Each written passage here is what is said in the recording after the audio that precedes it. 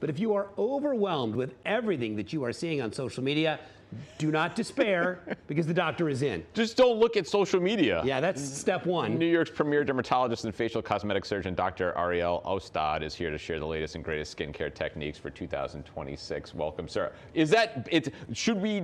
I mean, even if you're a doctor on social media, should we just be like, I'm going to my actual doctor? Is social media a dangerous place to get any information? 100%. Social media, I find, is filled with so much misinformation. So I think it's good to have a good relationship with your doctor. Go to your doctor. I Yes, remember going to my doctor. doctor and seeing he had a sign that said, your Google search is not the same as my medical degree. Right, exactly. It's like, yeah, fair. Exactly. Totally fair. Okay, Dr. Ostad, what's the latest and greatest? What's skincare going to look like in 2026? Sure. Good morning, everyone. Happy New Year to you. Happy New Year. I find the newest trend that I think you're going to hear a lot more about is regenerative medicine, using the powers of your own blood to be able to actually stimulate collagen, improve skin tone.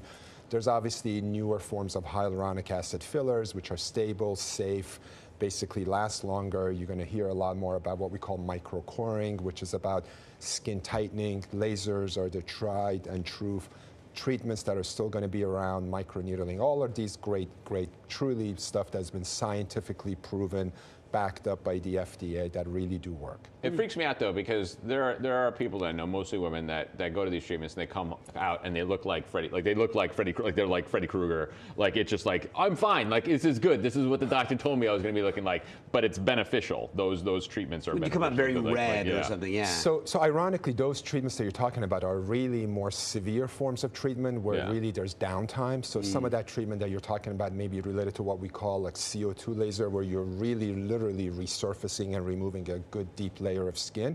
But there are a lot of non-surgical modalities where the recovery is minimal. You don't really go through that experience of looking like a vampire, kind of blood coming off your face. I'm fine. Everything's okay. What are your thoughts? Because you hear about the needles and all that stuff. What are your thoughts on light, infrared light, that kind of like light treatment? Is that beneficial? Those masks that you see all over. Yeah, I'm actually a fan of that. Really? It's a process called photomodulation, where through the process of actually light, you can stimulate your fibroblasts, which are cells that produce collagen, to actually stimulate them. So some of these at-home treatments are actually good. The key is to really look at the reviews, look at products that have high wattage, we call, like high power.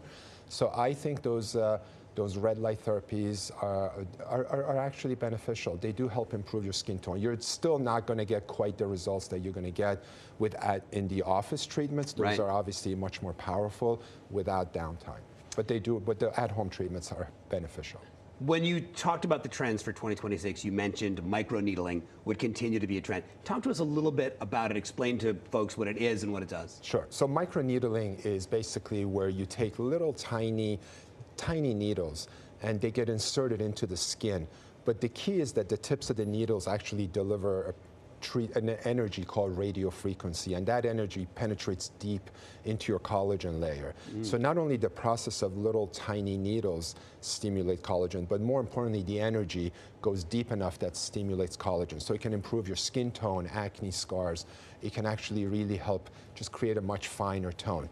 You can combine that with what we call PRP, which is platelet-rich plasma. You apply that over the skin, and that basically, those channels that are created by the needles help absorb the products that you put over the skin for even further improvement. Is it hard not to analyze people's faces when you meet them at parties and be like, you could use some microneedling, like you could use a little Botox. Let me hook you up a little bit. I got to tell you, I've diagnosed skin cancer on patients because it is something that I'm so focused on. Yeah. So not only cosmetically, I can say, well, somebody can use maybe a little bit of basically Botox, a little bit of filler, but more importantly, sometimes I can't help but say this and get that checked.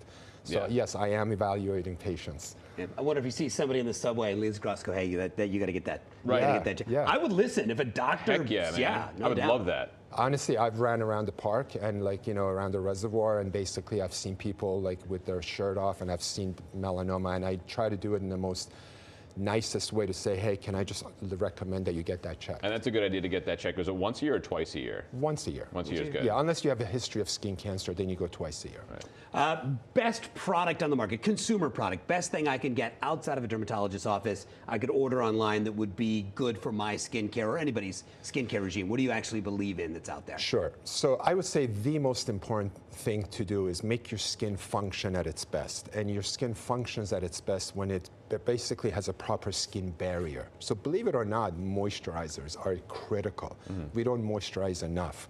And I think some of the best ingredients that really hydrate your skin is what we call niacinamide or ceramides. So there's not one particular product, but look at products that have niacinamide in them, have ceramides in them. It's really about restoring the skin barrier. These days, we're just stripping away that dead skin layer that's basically helping to restore our skin to function at its best.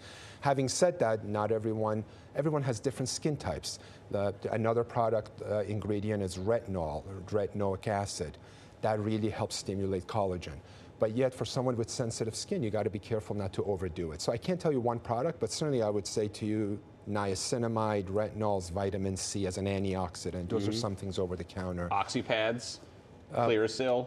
Remember those? Go back to the 90s. I mean, what a bad idea that was. Yeah. Raping all the. Yeah, that's exactly right. I'm doing something. Like just burning your face It burns. off. It must Right. be good. What is it? Niacinamide. Niacinamide. Use it, Dion. Niacinamide? No, you got to get some of that. Yep. You look good, though. You look nice. Thank you very much, Doctor. Appreciate My it. pleasure. Thanks for hanging out with us. Thank you. For more information on skin, visit the doctor at drarielostad.com.